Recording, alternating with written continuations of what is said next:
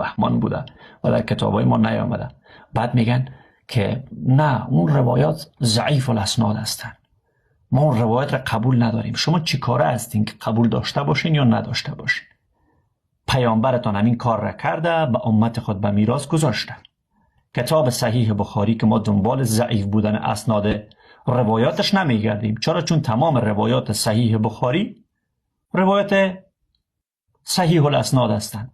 ما غلط بخاری نداریم، صحیح بخاری داریم.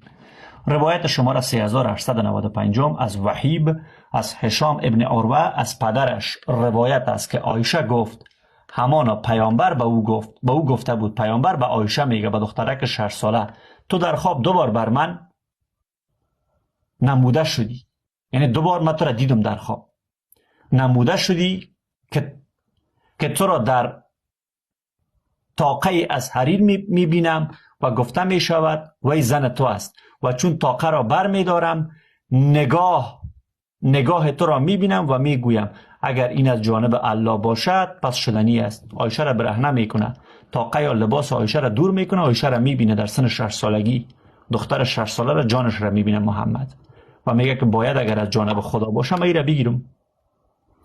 روایت شماره 3896 صحیح بخاری از ابو اسامه از هشام از پدرش روایت است که گفت خدیجه 3 سال پیش از برآمدن پیامبر به سوی مدینه وفات کرد. آن حضرت به مدت 2 سال یا به همین اندازه انتظار کشید و سپس با عایشه نکاح کرد. او دختر 6 ساله بود وقتی که عروسی میکنه همراهش.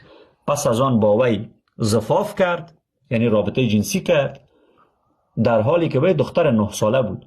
مرد 54 ساله با دختر 9 ساله سکس میکنه به نام محمد. بعد اینها میان چی میگن؟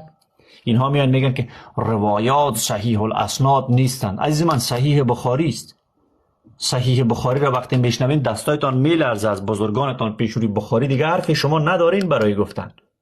پیامبرتان با دختر 9 ساله سکس کرده، با دختر 6 ساله ازدواج کرده و قبل از اینکه عایشه سنش به 9 برسه احکام اسلام در مورد دخترک چی است؟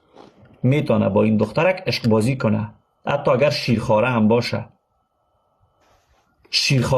عشق بازی را اجازه داده برش اسلام.